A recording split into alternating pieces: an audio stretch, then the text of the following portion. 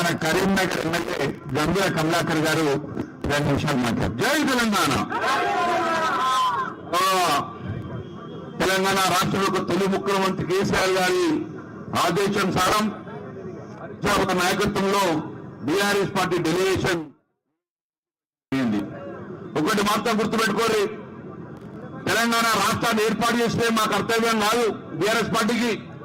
BRS party పోరాటాలు చేసి తెలంగాణ రాష్ట్రాన్ని కాపాడుకున్నాం, తెలంగాణ రాష్ట్రాన్ని తీసుకొచ్చినాం. అందరితో మా పని అయిపోలే. ఈ తెలంగాణ గడ్డ మీద భూమి ఉన్నంతసేపు బీఆర్ఎస్ పార్టీ మీకు అండగా ఉండేది.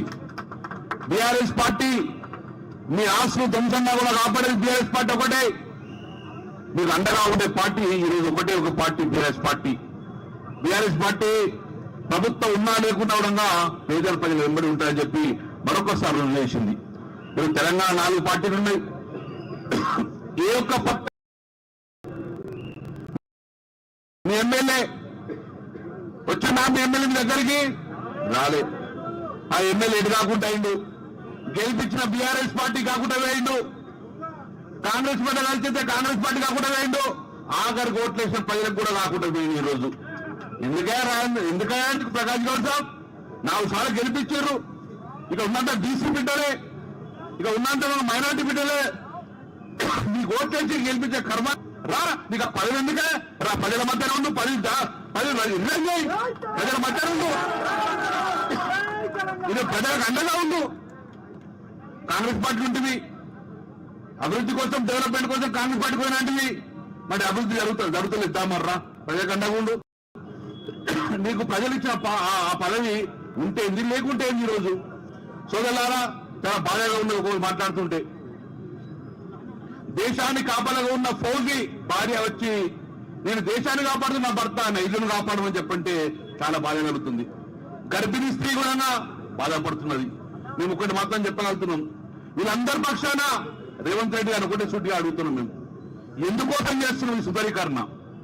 అన్నారు మీరు థేమ్స్ లేదని, నేను థేమ్స్ నదికి వెళ్ళాను అన్నారు. మీరు సౌత్ కొరియా సీఎల్ అన్నారు, సీఎల్ కూడా వెళ్ళొచ్చు. నేను కరీంనగర్లో మానేరు వరకు వెళ్ళాము. కానీ ఏ రోజు కూడా ఏ ప్రభుత్వం కూడా ఒక్క ఇల్లు కూడా కొట్టకుండా ఈ రోజు ఆ థేమ్స్ సుందరీకరణ చేశారు. ఇక్కడ సీఎల్ కూడా నడి బజార్లో ఉంటుంది, ఇక్కడ ఒక ఇల్లు కూడా కొట్టలే. మీరు ఇల్లు కొట్టడానికి కారణం ఏంటి అంటున్నాం. మొన్ననే మీరు ప్రభుత్వంలోకి వెళ్ళారు, వాళ్ళు నిధులు ఇవ్వాలంటే మాకు ల్యాండ్ బ్యాంక్ కావాలంటారు.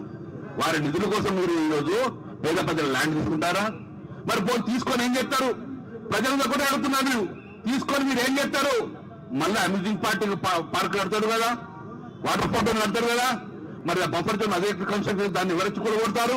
అందుకే రేవంత్ రెడ్డి ప్రభుత్వం నేను సూటిగా ప్రజల పక్షాన బడుగు బలహీన వర్గ పక్షాన ఆడుతున్నాం.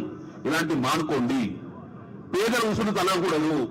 ఒకటి మాత్రం చెప్తున్నాం, మా పార్టీ ఈ భూమి మీద పేద ప్రజలు కష్టపడుతుంటే ముందుండే పార్టీ మా పార్టీ. మేమందరం ఇలా అండగా ఉంటాము. అధైర్యపడకండి, ఎవరు కూడా అధైర్యపడకుంటే మేము మీ వెంట ఉంటాకి మరొకడు. మా పార్టీ డెఫినెట్ గా ఈరోజు స్టేట్మెంట్ ఇచ్చిండు, మేము వెనుకపోతున్నాం మార్కింగ్ చేయమని. మళ్ళా తదుపరి చర్య తీసుకుంటే మొత్తం ఎమ్మెల్యే టీం అందరం వచ్చి రోజు మీకు అండగా ఉంటారని చెప్తున్నాం. మీ అందరూ కూడా జై తెలంగాణ. గౌరవనీయులు మాజీ మంత్రివర్యులు సోదరిమణి, మరి మీ ఇక్కడ రాజేంద్ర నగర్ లో 2 పర్యాయాలు మన ఎమ్మెల్యేగా మంత్రిగా కూడా పనిచేశారు. మీ అందరికీ సుపరిచితురాలు సరితక్క గారు మాట్లాడతారు. అందరికీ నమస్కారం. వేదికనున్న గౌరవనీయులు మాజీ మంత్రివర్యులు హరీష్ రావు గారికి, అదేవిధంగా కౌన్సిల్ లో ప్రతిపక్ష నాయకులు నరసింహాచారి గారికి, గౌరవ మాజీ మంత్రివర్యులు